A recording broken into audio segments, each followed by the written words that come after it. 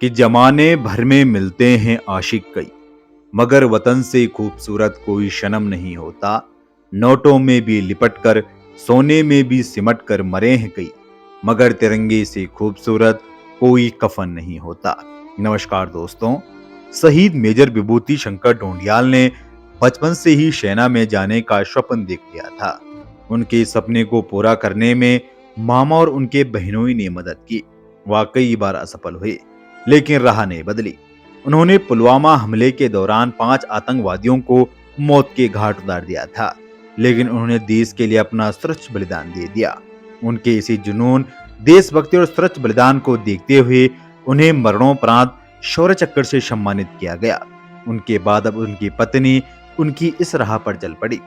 पुलवामा आतंकी हमले के दौरान शहीद हुए मेजर विभूति शंकर ढोंडियाल का जन्म 19 फरवरी 1985 को हुआ था। उनके पिता ओम प्रकाश ढोंडियाल का वर्ष 2012 में देहांत हो चुका था। उनके पिता control of department account CDA में सेवक थे। उनकी मां सरोज और दादी देहरादून में रहती है। शहीद ढोंडियाल 3 बहनों के इकलौते भाई थे। उनकी 10वीं तक की पढ़ाई देहरादून में की। साल 2000 में 10वीं करने के बाद 12वीं की परीक्षा फाइन हॉल स्कूल से प्राप्त की। शहीद विभूति ने बचपन से ही फौजी बनने का सपना देख लिया था, लेकिन इसमें वो कई बार असफल हुए। राष्ट्रीय मिलिट्री एकेडमी में प्रवेश नहीं मिलने पर उन्होंने हार नहीं मानी और कोशिश करते रहे।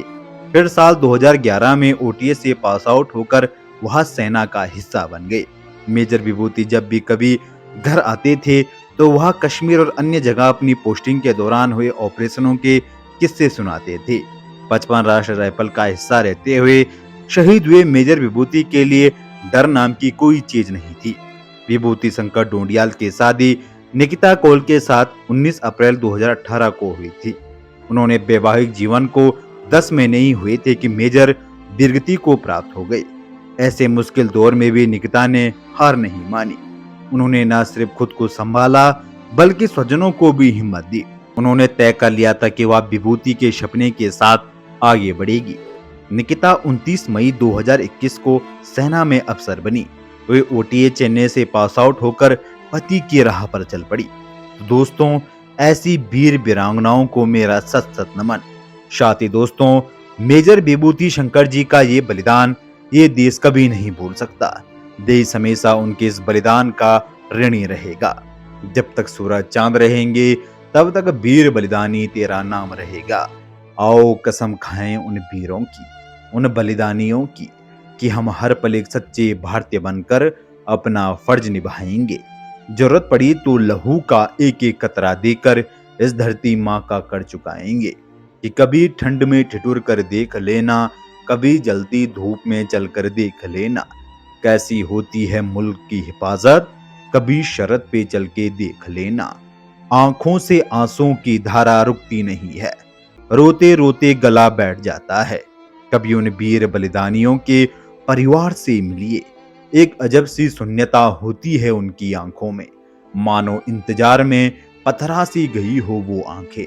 कभी कोई छंद भर याद भर भी दिला दे, उन्हीं पथराई आंखों से गंगा जमुना बह निकलती है। वीरगति को प्राप्त हुए जवान बेटे के पार्थिव शरीर को देखकर माँ का कलेजा फट सा जाता है।